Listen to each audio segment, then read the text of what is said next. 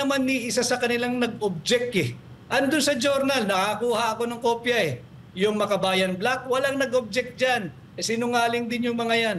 Kaya lang ako sasalita ng ganito dahil tinutuwid natin yung mga pagsisinungaling ng mga tao na sinisweldohan nating mga Pilipino at dapat ay tatrabaho bilang mambabatas. Tingnan ninyo, doon sa journal ng House of Representatives, walang nag-object sa mga yan. Pumayag yan dyan sa ratified, approved, and signed final bicameral conference committee report. And yun na nga, naging enrolled bill, naging GAB, at ngayon problema na, naging GAA.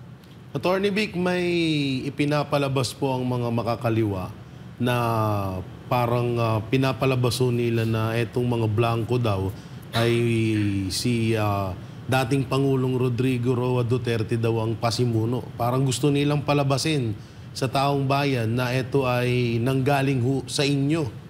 O, kasi yung iba, di ba, yung mga ibang mga pumirma, sinasabi nila na wala nga daw blanco doon. So, bakit parang nagkaroon doon bakit daw nagkaroon na ng blanco doon sa ano na yun?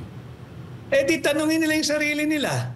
Bakit sila nagpasa ng isang blankong bicameral conference committee report? Nandun sa journal ng House eh. Wala naman ni isa sa kanilang nag-object eh. Andun sa journal, nakakuha ako ng kopya eh. Yung Makabayan Black, walang nag-object dyan. Sinungaling din yung mga yan.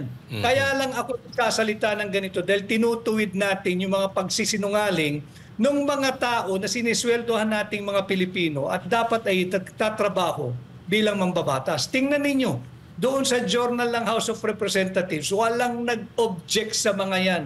Pumayag yan dyan sa ratified, approved, and signed final bicameral conference committee report. And yun na nga, naging enrolled bill, naging GAB, at ngayon problema na, naging GAA.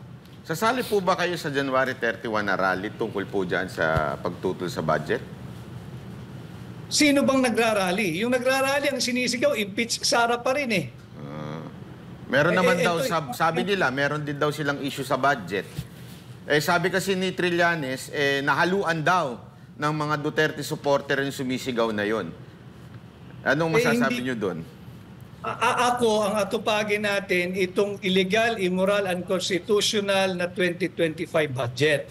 Imbis na sinisigaw impeach Sara, dapat ang ating tugisin, sino ang dapat managot dito sa biggest money heist, 6.325 trillion pesos. Napakalaking halaga ito. Kaya lang tayo nagpapalinaw ng ganito dahil ibinabalik ko lang sa sentro ng usapin ang mga importanteng usaping panlipunan na dapat nating pinagkakaabalahan. Hindi yung impeach Sara. Dapat sinisigaw nila impeach Marcos. O kaya panagutin kung sino yung mga miyembro ng Bicameral Conference Committee na makati ang kamay na nilagyan ng halaga, daang bilyong pisong halaga, yung mga blankong sadya nilang iniwan. Nababasa ko sa inyo, Atty. Vic, isa sa mga talagang advocacy ninyo yung zero corruption tulad ni Pastor Kibuloy. Ano bang plano ninyo? Pag sakasakali pong kayo ay pagpalain ng ating Diyos na makaupo bilang senador, ano ang plano ninyo sa walang tigil na korupsyon at talagang dekada ng problema ng korupsyon sa Pilipinas? Unang-una, Banatbay, ako magiging tunay at maisog na oposisyon sa Senado. At bilang senador ninyo, babantayan ko yung taunang budget at sisikapin kong tuldukan na yung kultura ng korupsyon sa pamamagitan ng pagsasabatas, yung pag-amyenda ng plunder law.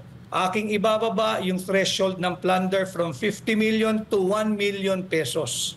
At pag nagawa ko yan, aking isa sa batas ang pagbabalik ng death penalty bilang parusa sa lahat ng magnanakaw sa pera nating mga Pilipino.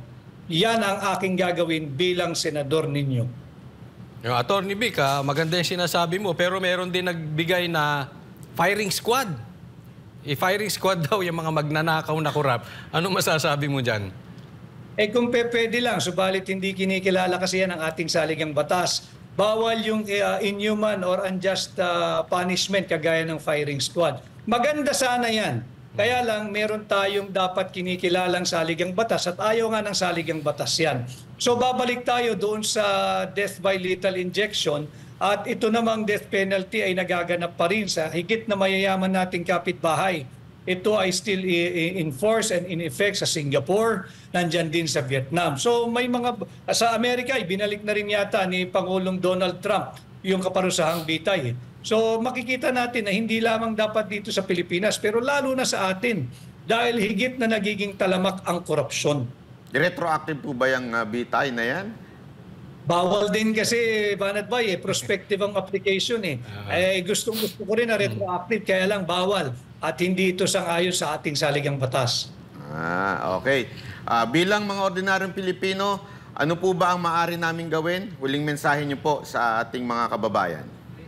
Unang-una, nagpapasalamat ako na kayong miyembro ng tinatawag nating new media at yung mga napapabilang sa tinatawag din natin kinikilalang Fourth Estate ay pinag-uusapan itong napakahalagang usaping panlipunan. Huwag nating tigilan upang higit pang maraming Pilipinong makaalam kung paano linulustay ng kasalukuyang administrasyon ang pera nating mga Pilipino. Hindi tayo nagdi-destabilize ng gobyerno sapagkat ang usapin dito ay hindi destabilization kung hindi korupsyon.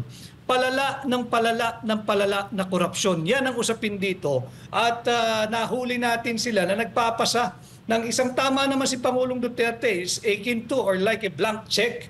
Blanco yung Bicameral Conference Committee report. Bahala na yung maglalagay ng amount kung magkano gusto niyang ilagay. Kaya atin itong patuloy na pag-usapan at ako naman bilang tunay at maisog na oposisyon ay umiikot ng ating bansa, pinag-uusapan ng budget bilang formal at opisyal na aplikanteng pagkasenador. Sana ay matulungan ninyo ako na maipakampanya sa lahat ng Pilipino sa lahat ng panig ng mundo kung sakasakaling sa tingin ninyo ay karapat-dapat ako katulad ni Pastor Apollo Kibuloy na mapahiram ng inyong mandato. Maraming salamat, Attorney Vic Rodriguez. Asahan niyo po ang Banateros ay kasama niyo sa laban sa korupsyon. Mabuhay po kayo, Senator. Thank you. Maraming salamat, Banat Bay. Ako po si Attorney Vic Rodriguez, Pilipino, abogado, maisog. Ayun. Maraming salamat. Grabe ho ang mga binitawan at talagang ipinaliwanag po ng ating guest kung ano ho talaga ang issue dun sa budget. Kasi kanina, alam nyo, mga partners, nagkukumahog yung mga buhaya na magbigay ng kanya-kanyang justification patungkol sa budget. Kaya, alam niyo, nung pinapanood ko ito, sabi ko, bakit naging ganito yung camera natin? Puro mga tanga. Pasensya na po sa lingwahe, pero yun ho talaga eh. May humirit pa doon. Hindi naman importante yan. Importante na pirmahan, may blanco. Hindi niya talaga makuha yung problema eh. Na merong BICAM report na blanco at along the way, may nagsingit. Hindi pwede yun. Ang pambihira. Nagkaroon ng Senate deliberation, sa Kamara deliberation, tapos biglang may magsisingit lang pala na numero. Hindi niya yun.